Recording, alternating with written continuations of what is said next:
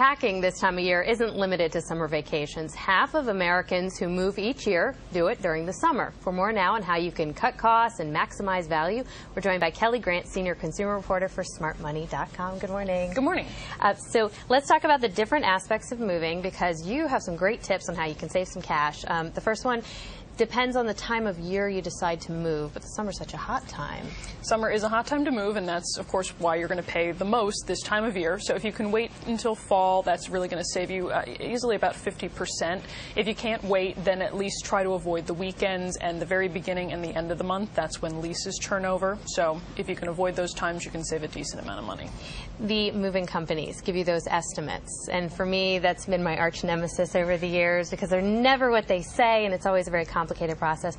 And you say that it has to do with how much stuff you have, how heavy it is. What are the things to look for? Well, if you're talking about an interstate move, it's really going to be all about the volume of your stuff and how much it weighs, because the trucks have to go through checkpoints. If it's a local move, it's about how much stuff you have and the time it's going to take.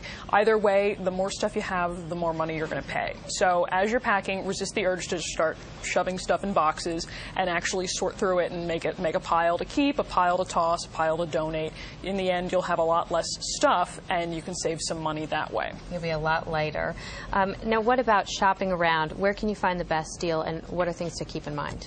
Ultimately, you want to get at least 3 estimates, and there's some great sites, including citymove.com, where you can get bids from different movers. Other good places to check, of course, asking friends who have moved recently and checking the yellow pages. Try to get an in-home estimate, so that way that lessens the chances of any sort of problems that you might encounter, like, you miscounted the number of boxes, or you described that huge dresser you have wrong, and that's going to hurt you come moving day when they take a look at it and say, oh, wow, this is more than we anticipated.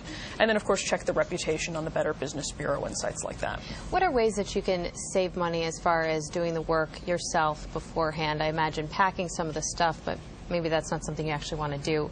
Where's the best places to maximize your efforts? Packing is actually a great place to start. Any effort that you can put in is going to lessen your bill, but for most people that don't want to do a lot of the heavy lifting themselves, at least just boxing it up is a great start. And even if you're paying, especially if you're paying by the hour, doing simple things like unplugging appliances, rolling up carpets, disassembling bed frames, all of that's going to help you save, because it means less time that the movers have to spend on your property. And for all those precious items that we have, we don't want them broken, and if they are broken, we want to make sure we get money for them.